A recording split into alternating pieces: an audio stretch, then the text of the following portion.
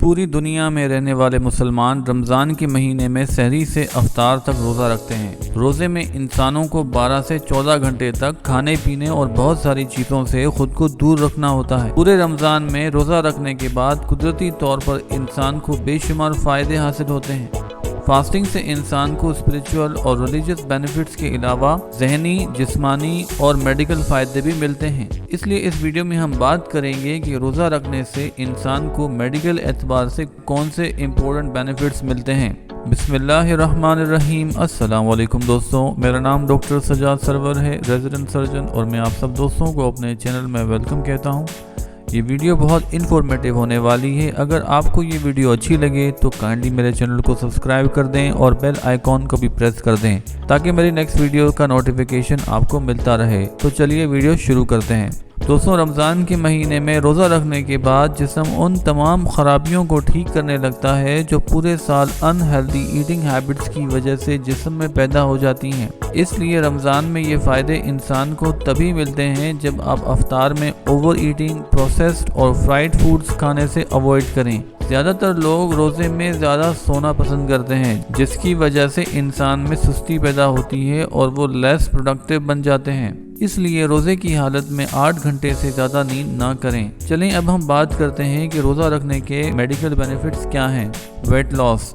रोज़ा रखने से ओवरऑल कैलोरी इंटेक कम होने की वजह से वज़न कम करने में मदद मिलती है, क्योंकि रोज़े की हालत में जिस्म अपने अंदर मौजूद इजाफी चर्बी को शुगर में कन्वर्ट करके इस्तेमाल करने लगता है। लेकिन दोस्तों, ये बात जहन में रखना ज़रूरी है कि वेट लॉस में बेस्ट रिजल्ट्स हासिल करने के लिए आप अफ्तार और उसके बाद अनहेल्दी फ्राइड प्रोसेस्ड फूड्स खाने से परहेज़ करें। Improved gut health. दोस्तों, रोज़े की वजह से हमारी आंतों में पाए जाने वाले फ़ायदेमंद बैक्टीरिया की तादाद में इजाफा हो जाता है, जिससे ओवरऑल डाइजेस्टिव हेल्थ बेहतर हो जाती है, क्योंकि ये बैक्टीरिया ऐसे एंजाइम्स बनाते हैं जो खाने को अच्छी तरह हजम करने में मदद करते हैं। इसके अलावा ये हार्मफुल बैक्टीरियाज को भी मार देते हैं जो हमारे खाने के साथ जिस्म में दाखिल हो जाते हैं। 2016 की जर्नल सेल में पब्लिश होने वाली एक रिसर्च के मुताबिक सिर्फ 24 घंटों की फास्टिंग आंतों में रहने वाले फ़ायदेमंद बैक्टीरिया की तादाद बढ़ाने के लिए काफ़ी होती है। इसके अलावा मैदे और आंतों को रमज़ान के मंथ में 30 दिनों के रोज़े से रेस्ट मिलता है और मैदे में पैदा होने वाला एसिड भी बैलेंस हो जाता है। Improve blood sugar and blood cholesterol. रोज़ा रखने से ब्लड प्रेशर और ब्लड कोलेस्ट्रॉल लेवल्स में कमी आती है और दीगर हार्ट डिजीज़ के इम्कानात भी कम हो जाते हैं।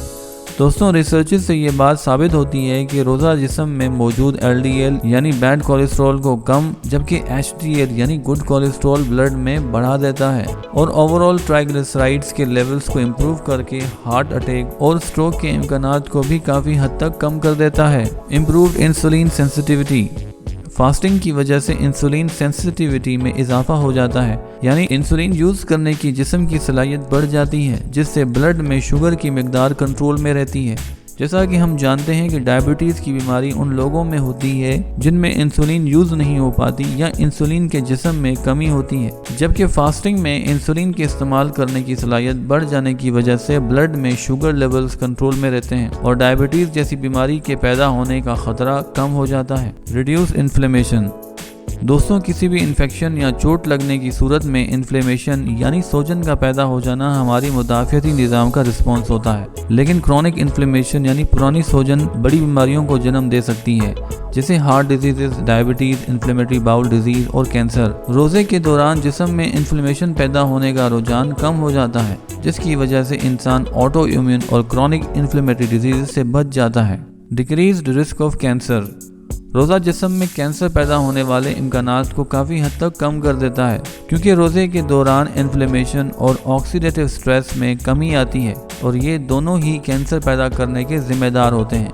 पिछले 3 सालों में काफ़ी रिसर्चेस की गई हैं जिनके मुताबिक रोज़ा इंसान को कैंसर जैसी जानलेवा बीमारी से प्रोटेक्ट करता है, क्योंकि रोज़े के दौरान ट्यूमर किलिंग सेल ज़्यादा मिकदार में बनते हैं। दोस्तों, जानवरों में की जाने वाली एक रिसर्च के मुताबिक ब्रेस्ट कैंसर में मुब्तला चूहे को फास्टिंग में रखने के बाद उस पर कीमोथेरेपी की गई तो उससे कैंसर की सेल्स को ख़त्म करना ज़्यादा इजी हो गया। इसलिए रोज़ा रखने से न सिर्फ कैंसर की ग्रोथ में कमी आती है, बल्कि रोज़े के दौरान कैंसर का इलाज भी ज़्यादा इफ़ेक्टिव हो जाता है।